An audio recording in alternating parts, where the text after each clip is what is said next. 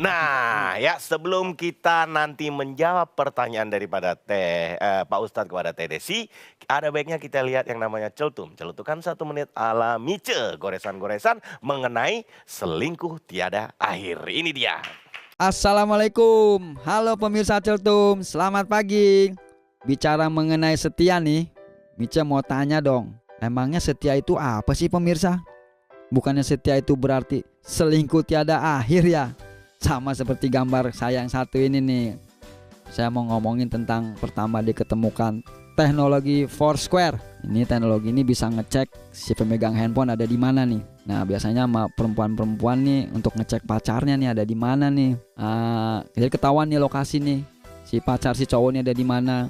Jadi kalau ditelepon ada di mana nih, lagi belajar nih, lagi di sini, bisa ketahuan tuh, dicek sama dia. Wah lokasinya di sini nih, ketahuan bohong. Tapi namanya teknologi ada aja ya trik buat ngelabui ya. Nih seperti contoh si teman saya Leon nih, pas mau dia selingkuh biar nggak kecek sama pacarnya, handphonenya dititipin ke saya deh. Jadi si pacarnya Leon nih ngira tuh si Leon nih ada di rumah saya nih. Ternyata pas dicek dia lagi pacaran di taman. Ya gimana tanggapannya Teh Desi, Pak Ustadz? Makasih. Banyak cara ya untuk ngakalin kita ada di mana gitu. Biasanya kita bohong sampai kadang misal bikin suara apa ya biar kita kayak di mana gitu kan.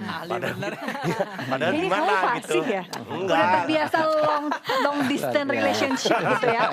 Kayaknya udah tahu gitu trik-triknya. Lanjut itu juga penting bagi saya. Soalnya tolong apa trik lagi apa? belajar. Dia mau belajar.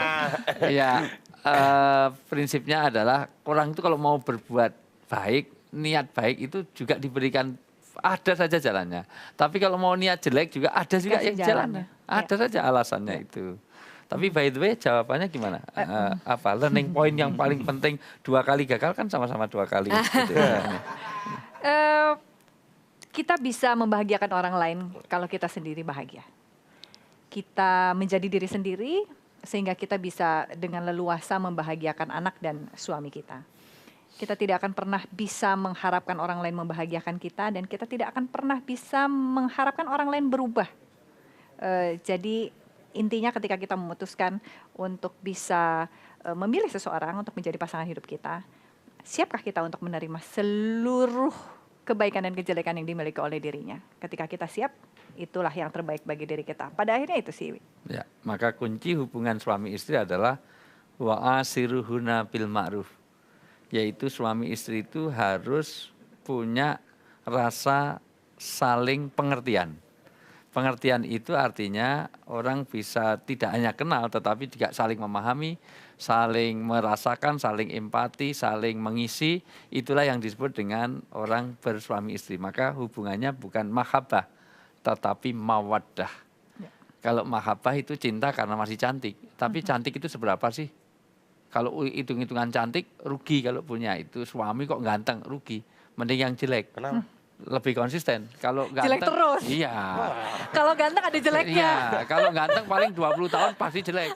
Kalau jelek kan dia konsisten. Jelek terus. Wah, sampai mati pun dia jelek gitu. Ini nih konsisten nih. Nah, itu konsisten.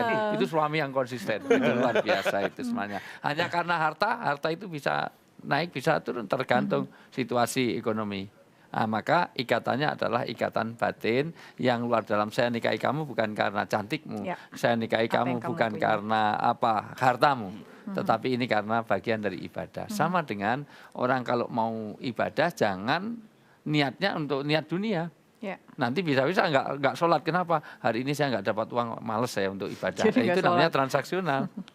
Hari ini dia dapat untung atau rugi, dia tetap harus ibadah karena tidak ada kaitannya sholat subuh dengan wah saya subuh rajin kok ya, wah, nggak lulus, nggak ada hubungannya. Kamu jadi mahasiswa, sholat subuh tetap sholat subuh, walaupun nilaimu tetap mengulangi IP-nya Nasakom, nilainya 1, terus Nasakom itu. Masuk jadi langsung S2, MA itu mahasiswa abadi. Jadi kenapa? Setiap semester ngulang terus semuanya itu. Itu tidak ada kaitannya. Artinya bahwa rajin ibadah tetap dan jangan sampai hubungannya transaksional. Saya ingat ketika saya menikah lalu saya dibilangin sama orang tua saya dan sama nenek saya bilang bahwa ketika kita memiliki seorang suami lalu kemudian pergi kayak tadi tuh bilang ke barat nggak taunya ke timur, bilang ke selatan nggak taunya ke utara gitu ya, Cuman bilang mau muter pergi ke kantor nggak taunya di tetangga di sebelah gitu atau nggak di sekomplek gitu nggak tahu misalnya gitu.